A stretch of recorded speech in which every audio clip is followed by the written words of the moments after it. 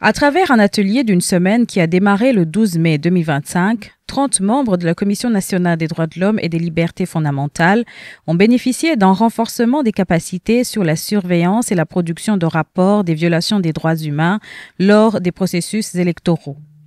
Cette commission nationale, qui est aussi un organe de contrôle démocratique et de l'état de droit, a jugé nécessaire, avec l'appui de l'OIF et de la MINUSCA, d'organiser cet atelier qui s'inscrit dans la droite ligne des préparatifs des prochaines élections. Monsieur Osene Yakose Wesepama, président de la dite commission, met en relief les détails de l'importance de cette assise. Nous organisons un atelier, c'est pour renforcer les capacités des membres de la commission sur la surveillance et la production des rapports sur la situation des droits de l'homme en période électorale. Effectivement, la surveillance des droits de l'homme pendant la période électorale rentre dans notre mandat, qui est celui de veiller sur toute l'étendue du territoire au respect des droits humains à n'importe quel moment. Le processus électoral dans notre pays est un moment très crucial qui présente plusieurs enjeux.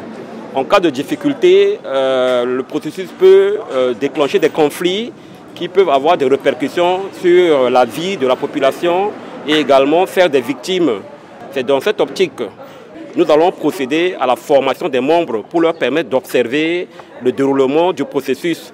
Et les droits qui sont en cause, nous devons les identifier, les acteurs qui seront impliqués, les mécanismes qui seront mis en distribution et également les différentes phases, n'est-ce pas, les étapes du processus. Cette activité s'inscrit dans la stratégie globale d'appui à la Commission nationale des droits de l'homme et des libertés fondamentales.